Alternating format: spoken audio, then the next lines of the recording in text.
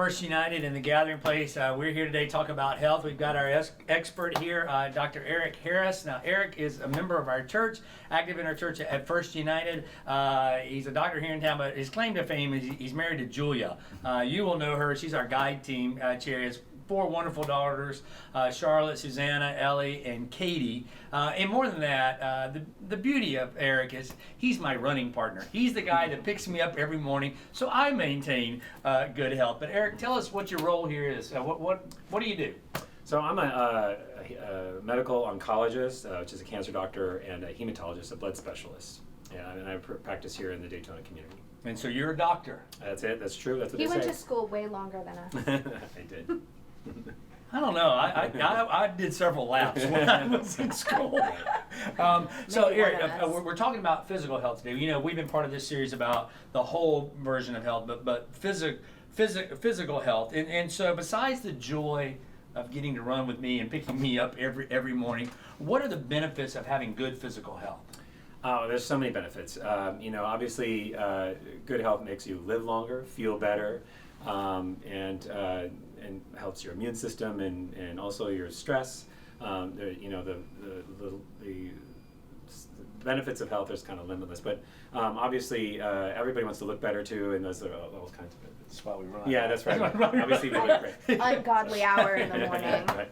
My question for you is, we talked about this a little bit last week at the Gathering Place, but ancient philosophers kind of had this distinction between the soul and the body, that the soul is good, it's eternal, and the body is bad.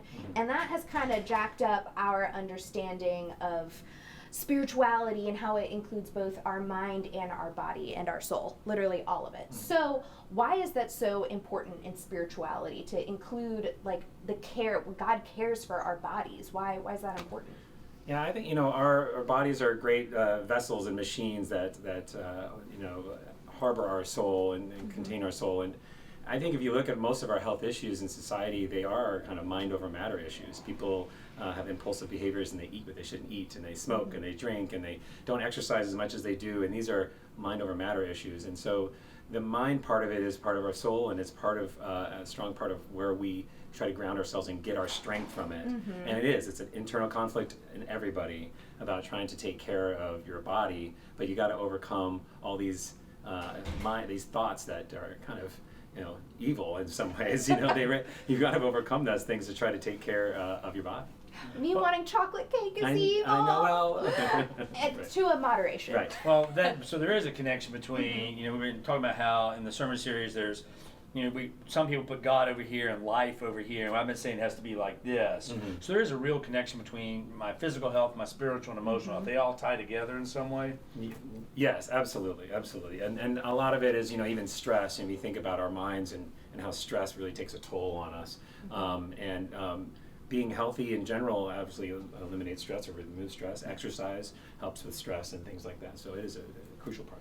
Yeah, I know for me, as much as I whine about it, running is good for me in the morning. It gives me a rhythm and a routine, gets you up at the same time. We go through that, and it helps me through my day to have that rhythm and that routine. And when you don't have good physical health, I know for me, if I'm not taking care of myself physically, then my emotional and my spiritual health begins to decline to some degree. I don't Get feel all like these endorphins. Well, but it's also I don't feel like doing anything. I don't ever feel like running, but I'm glad I do. Well, that is one of my questions, is like sometimes when it comes to physical health, whether that is motivating yourself to eat the right thing or to go work out or even to make that appointment to see your primary care doctor, sometimes it's mind over matter and that motivation. So how do you encourage patients to motivate themselves to make those healthy changes? They have to, sometimes you just have to find a specific goal. I think some people try to get too aggressive with their goals. They want to hey, I'm going to quit drinking, quit smoking, and lose 50 pounds next week. And it's unrealistic. And then they're just doomed to failure if they do it that way. Finding small incremental goals is the way to do it. Like I said, helping with the thoughts of prayer really helps stay grounded. Looking for other ways to get that strength. Accountability helps. Having a partner that you have to run with, even if they complain too much, is an important piece. I don't know if I would go running as much as I do, or actually if I do, if it wasn't for having a partner. Yeah, because both of us are wimps when it comes to cold and to rain, and I will wait till he chickens out. If he's showing up, I'm showing Yeah, up. it hasn't been an aggressive last couple of weeks as far as running, by the way. Yeah, 40 degrees in the morning. No, thank you. That's not good. One of the things I know about you, though, you talked about that. You've tied kind of your health and your faith together. You and Julia do the Daniel fast. I know this because riding with you in the morning with the Daniel fast. So say a little bit about that. So for those who don't know, the Daniel fast is kind of a challenge. It's a 21-day challenge is the most common one. There are books and websites about it. I think in the book of Daniel it was recorded as a 10-day. I don't know where we got 21 days, but it is a fairly severe and restrictive challenge. It's really meant to be only eat vegan and only drink water, which really means no bread, no dairy, no meat, no alcohol, no coffee. The only beverage you drink is water. The only thing you eat, and you eat no fried foods and no processed foods. So it's really taking all the stuff from nature that God gave us, and it's very tough. It's very restrictive. You do feel better when you're on it. You lose weight. I mean, you feel better. You have more energy. But it is hard. It is definitely it requires a lot of willpower. Requires a lot of strength. Requires a lot of prayer. And that's anybody who's done a fast realizes that you really couldn't get through a fast without some mental grounding, and prayer is a big part of that. Also accountability, as we said before. My wife and I do it together. There's no way I would do it on my own. Her and I prepare the meals together and actually get time together to talk about their food, and that's a nice part about it, is that we work as a team to get it done. But you talked too about the Daniel fast, because we talk about that. I try to get him to stop by Donnie's Donuts when he's on the fast. Temptation is always there. It's always part of it. But you talk about, you and Julia do devotions and things together that go with it, right? Yes. Yeah, we have a book. There's a couple of them out there. We have one that has a kind of a daily devotional plan.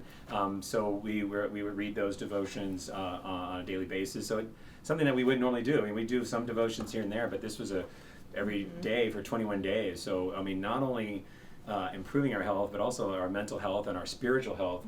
So we recommend it if you're inclined, but it is tough. So I'm not doing that. Although I'll admit, I thought about doing the Daniel fast for Lent coming up, because Lent's 2 weeks away. Wait, his is 21 days. Lent's is 40 Oh, I know, days. I got it. But maybe not starting with the Daniel fast. But what would be your recommendation for somebody wanting to start to get healthy? What would be kind of some steps to do or something? Yeah, like I mean, even if you start looking at increase your hydration, like just we don't drink enough water, we don't get enough sleep.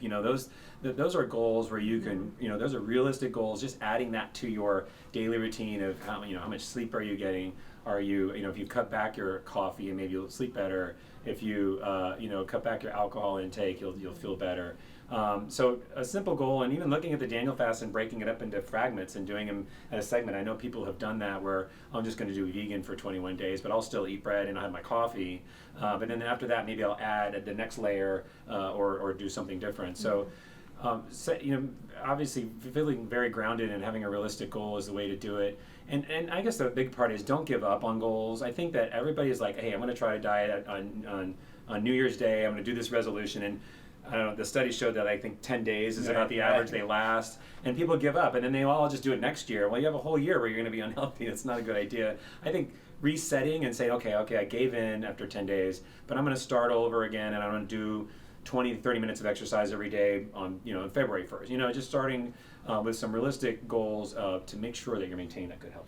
Yeah, I mean, I think that hearing you talk about that, we were talking about this one we're both trying to do. We run, and then we each you're trying to do like 30 minutes a day of activity. Yes. I've got a couple of things I'm doing every day to keep myself going. It's the small goals, not the big ones, right? Right, yeah, absolutely. Absolutely. And they add up to a lot. They really do, especially over time. Well, Lent's coming up, so that may be something for y'all to think about, because Lent's the time we give something up, so maybe doing something in moderation or adding something would be a good time. I like taking something on, like challenging myself, like I'm gonna have more greens in this, like every day I'm gonna have a different colored vegetable or something like that, adding something to your palate. I agree. I think that the reason why the Daniel fast is more effective is because of the spirituality part of it. And you're doing something that's biblical, you get to read the Bible. I think that if somebody just said, hey, you're going to do a vegan challenge, there's no book to it, just eat vegetables and drink water for 21 days, and there's no book to read, and there's no biblical connection or spiritual connection, I don't think I would do it. I would fail. But there's definitely, that's where it really ties in. It's Well, it's that mind-body, Absolutely. intertwining those things together, that help. And what about like other things to keep us healthy, like, I don't know, scheduling regular checkups or going to see your doctor? Absolutely. I'm a cancer doctor, so this is near and dear to my heart. Unfortunately, I treat advanced cancers. Regular cancer screenings are actually down right now because people have been afraid to go to their doctors or go to any healthcare facility because of COVID. And so we are seeing an uptick in cases of like breast cancer that are more advanced than they normally would be, because obviously screening is about catching cancer early when it's small and curable. So I strongly urge everybody to make sure they're on their schedules for screening and their regular doctor visits for health checkups. Great. On this series, Eric, we've been talking about, how God's over here and we put the rest of life over here, was merging it together.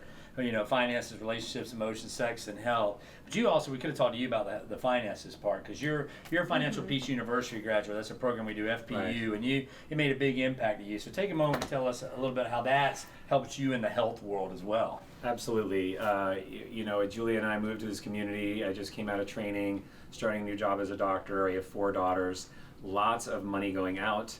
And money's coming in, but we're not sure where it was going, and we didn't have any really control of our finances. We were buying a house and doing construction, and we did Financial Peace University maybe 3 or 4 years ago now with the Dave Ramsey course through the church, and it was a game changer. I always tell you I'm a big fan of it. I think it broke down everything as far as budgeting and paying off debts and insurance, how important things to protect your assets, and stuff that we just never learned before. And we've been using that, and we still do most of the Financial Peace stuff, including a monthly budget meeting, which is always stressful in our house. But it's been very big part of it, and has relieved a lot of the financial stress, which is probably one of the biggest factors in stress in our life is money, right? I mean, so and when you release that kind of stress and relieve that and have a good plan and feel comfortable the way your finances are going forward, your overall health is definitely better. Highly recommend it. You got anything else you want to ask him? Sure. I don't think so. You've covered it. Well, anything you want to say, last words kind of stuff as the expert?